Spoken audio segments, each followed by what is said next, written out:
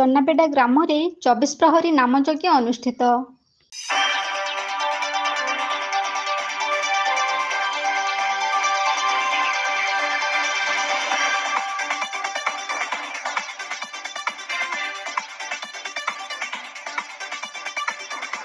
ନୂଆପଡ଼ା ଜିଲ୍ଲା ଖଡ଼ିଆଳ ବ୍ଲକରେ ରହିଛି ଚନ୍ନାବେଡ଼ା ଗ୍ରାମ। ଗ୍ରାମର ପ୍ରତ୍ୟେକ ପରିବାର ଆଧ୍ୟାତ୍ମିକର ଡୋରିରେ ବନ୍ଧା ହୋଇ ରହିଛନ୍ତି। ଛନ୍ଦ କପଟକୁ ଦୂରେଇ ଦେଇ ଭକ୍ତି ଓ ବିଶ୍ୱାସରେ ସବୁବେଳେ ବିଶ୍ୱାସ କରି ଚାଲି ଆସିଛନ୍ତି ଏହି ଚନ୍ନାବେଡ଼ା ଗ୍ରାମବାସୀ। ଅଭାବ ଅନାଟନର ସମ୍ମୁଖୀନ ହୋଇ ସୁଦ୍ଧା ଖୁବ୍ ଖୁସିରେ ଜୀବନ ଅତିବାହିତ କରିବା ପସନ୍ଦ କରିଥାନ୍ତି ସମସ୍ତେ। କାରଣ ତାଙ୍କ ପାଖରେ ରହିଛି ଭଗବାନଙ୍କ ଉପରେ ସମ୍ପୂର୍ଣ୍ଣ ବିଶ୍ୱାସ। ଯେତେ ଝଡ଼ଝଞ୍ଜା ଦୈବୀ ଦୁର୍ବିପାକ ଆସିଲେ ମଧ୍ୟ ଭଗବାନଙ୍କ ଅଶେଷ କରୁଣାରୁ ଚନ୍ନାବେଡ଼ା ଗ୍ରାମରେ ଦୟନୀୟ ପରିସ୍ଥିତି ଦେଖିବାକୁ ମିଳିନଥାଏ। ବିଶ୍ୱର ସାରା ଜୀବଜଗତକୁ ଇସାରାରେ ଚଲେଇ ନେଉଥିବା ଭଗବାନଙ୍କ ନିର୍ଦ୍ଦେଶ ଚନ୍ନାବେଡ଼ା ଗ୍ରାମରେ ମଧ୍ୟ ପ୍ରଭାବ ରହିଛି। ଈଶ୍ୱର ବିଶ୍ୱାସୀ ଏବଂ ପ୍ରତ୍ୟେକ କାର୍ଯ୍ୟରେ ଭଗବାନଙ୍କ ଉପରେ ବିଶ୍ୱାସ ରଖି କାର୍ଯ୍ୟ କରିଚାଲିଥାନ୍ତି।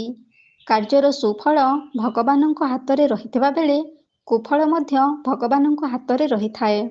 କିନ୍ତୁ ଭଗବାନଙ୍କ ଉପରେ ଅଗାଢ଼ ବିଶ୍ୱାସ ରଖି ଚନ୍ନାବେଡ଼ା ଗ୍ରାମ ଜୀବନ ସଂଗ୍ରାମର ଚଲାପଥରେ ବାଟ ଚାଲୁଥିବା ବେଳେ ଭଗବାନଙ୍କ ବିଭିନ୍ନ କାର୍ଯ୍ୟକ୍ରମ ଖୁବ୍ ଭକ୍ତି ଓ ବିଶ୍ୱାସରେ କରି ଆସୁଛନ୍ତି, ଯାହା ପାଇଁ ଚନ୍ନାବେଡ଼ା ଗ୍ରାମଟି ଖୁବ୍ ସୁଖ ଶାନ୍ତିରେ ଭରି ରହିଛି।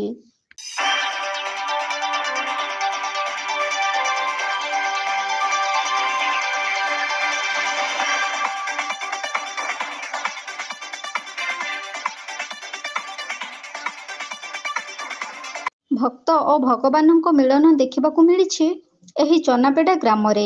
ଈଶ୍ୱର ବିଶ୍ୱାସୀ ହରିଭକ୍ତମାନଙ୍କ ଯୋଗଦାନରେ ଗ୍ରାମରେ ଖେଳିଯାଇଛି ହରିନାମ ମହାମନ୍ତ୍ରର ଅଖଣ୍ଡ 24 ପ୍ରହରୀ ନାମଯଜ୍ଞ।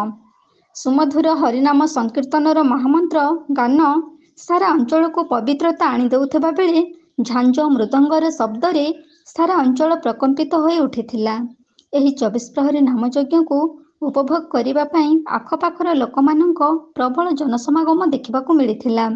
ହରିନାମ ଯେ ଆଜିକା ଯୁଗରେ ସର୍ବଶ୍ରେଷ୍ଠ ମହାମନ୍ତ୍ର, ଯାହାକୁ ଶ୍ରବଣ କରିଲେ ଅନେକ ମୁକ୍ତି ମିଳିଥାଏ, ତାହା ପ୍ରତ୍ୟେକ ମଣିଷ ସମାଜ ଜାଣି ସାରିଛନ୍ତି। ତେଣୁ ଯେଉଁଠି ହରିନାମ ହେଉନା କାହିଁକି ସେଠାରେ ପ୍ରବଳ ଲୋକଗହଳି ଦେଖିବାକୁ ମିଳିଥାଏ। ଖୁବ୍ ଉତ୍ସାହ ସହକାରେ ହରିନାମକୁ ଉପଭୋଗ କରୁଥିବା ଦୃଶ୍ୟ ଦେଖିବାକୁ ମିଳିଥିବା ବେଳେ ସଂକୀର୍ତ୍ତନ ଦଳମାନଙ୍କ ଦ୍ୱାରା ଉଚ୍ଚକୋଟୀର ନାମ ସଂକୀର୍ତ୍ତନ ସମସ୍ତଙ୍କୁ ଖୁବ୍ ଆକର୍ଷିତ କରିଥିଲା।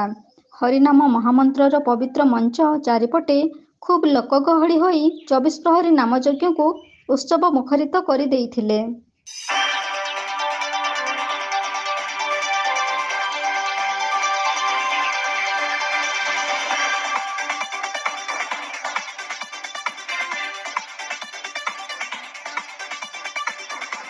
ବିଶ୍ୱର କଲ୍ୟାଣ ଏବଂ ଗ୍ରାମର ମଙ୍ଗଳ ପାଇଁ ଚନ୍ନାବେଡ଼ା ଗ୍ରାମରେ ଅଖଣ୍ଡ 24 ପ୍ରହରୀ ନାମଯଜ୍ଞ ମହା ଆଡମ୍ବର ସହକାରେ ଅନୁଷ୍ଠିତ ହୋଇଯାଇଛି।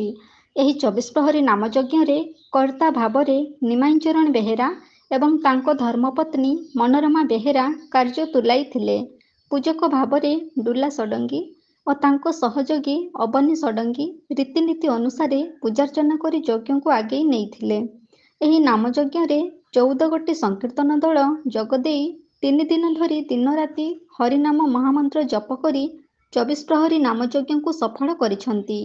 ଏହି 24 ପ୍ରହରୀ ନାମଯଜ୍ଞକୁ ସାଫଲ୍ୟ କରିବା ପାଇଁ ଯଜ୍ଞ କମିଟିର ସଭାପତି ଭଗବାନ ମାଝୀ, ଉପସଭାପତି କ୍ଷିତିରାମ ବେହେରା, ଲୋକନାଥ ବେହେରା, ଦୁଷ୍ମନ୍ତ ବେହେରା, ନବକୃଷ୍ଣ ବେହେରା, ବଂଶୀଧର ବେହେରା, ଗତିକୃଷ୍ଣ ବେହେରା, ଲିଲୁ ବେହେରା ଏବଂ ଚନ୍ନାବେଡ଼ା ଗ୍ରାମବାସୀ ସମ୍ପୂର୍ଣ୍ଣ ସହଯୋଗ କରିଥିଲେ।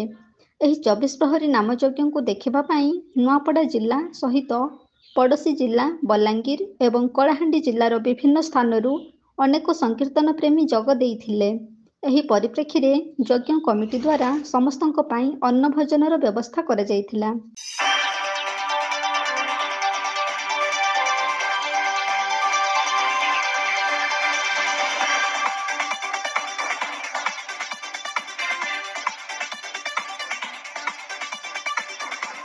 ନୂଆପଡ଼ାରୁ ଲୋକନାଥ ପଟେଲଙ୍କ ରିପୋର୍ଟ, এবি ନ୍ୟୁଜ୍।